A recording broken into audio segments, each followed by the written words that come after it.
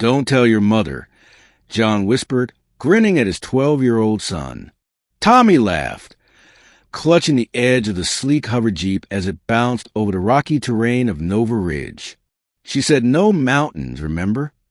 She also said don't teach you how to hotwire old military transport. Here we are. The air was crisp, stars bright, even in daylight, thanks to the thin atmosphere of Zareth 5. John slowed as they reached the overlook. Tommy pointed at a distant valley. What's that? Below, something shimmered, scales, wings, and eyes as ancient as the planet itself. A dragon, curled asleep in a stone circle, as if guarding something long forgotten. Should we call someone? Tommy asked. John shook his head. If it was dangerous, we'd already be toast. As if hearing them, the dragon raised its head, eyes locked with Tommy's. Then it moved. With surprising grace, it flew toward them, landing softly with a tomb beside the hover jeep. Tommy froze. Dad. John moved in front of him instinctively. We're not here to hurt you. The dragon tilted its head. Then, lowering itself, it stretched out a wing, gesturing, inviting, to ride. Absolutely not, John said. Dad, Tommy whispered, eyes wide. It's like asking us to follow, like it knows us. The dragon let out a quiet, throaty hum, not threatening, almost familiar. John hesitated. If we die, I blame you. Tommy beamed. They climbed onto its back, and without another sound, the dragon leapt into the sky. It flew for hours, over cliffs, forests, waterfalls that shimmered like silver glass. Then, over a cloud bank, something emerged. Ruins, but not just ruins. A kingdom, floating on massive stone platforms suspended in the air. Crumbling towers, broken bridges, giant statues of dragons long gone, and in the center, a palace. The dragon circled it once, then landed before a crumbled gate. The ground pulsed faintly beneath them. John stepped forward, stunned. This wasn't on any planetary survey. The dragon turned its gaze on Tommy. It bowed, and for a moment its eyes glowed, flashing gold, then blue. A memory.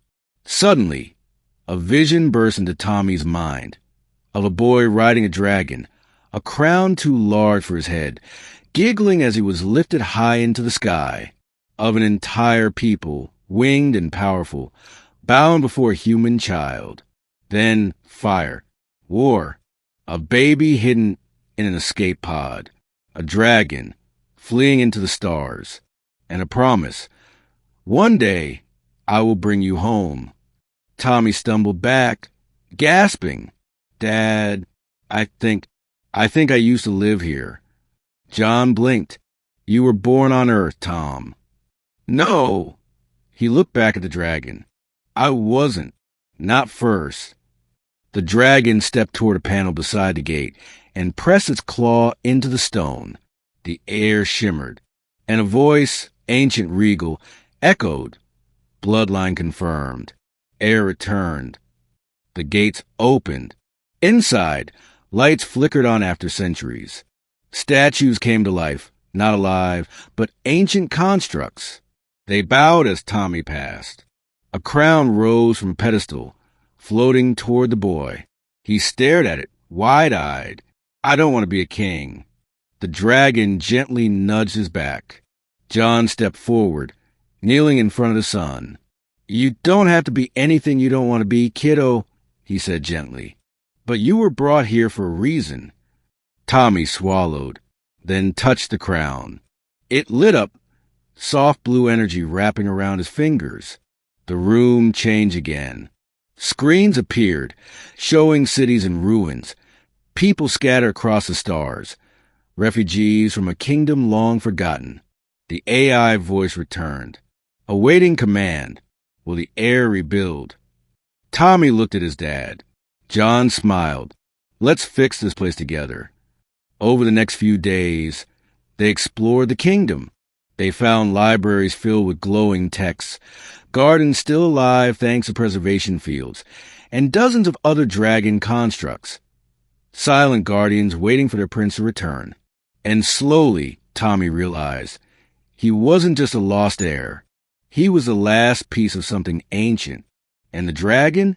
It had been watching him grow up, hidden on the planet, waiting, protecting, waiting for the right moment to bring him home.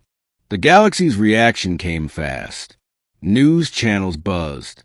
Lost Sky Kingdom rediscovered. Human child confirmed as heir to vanished dynasty.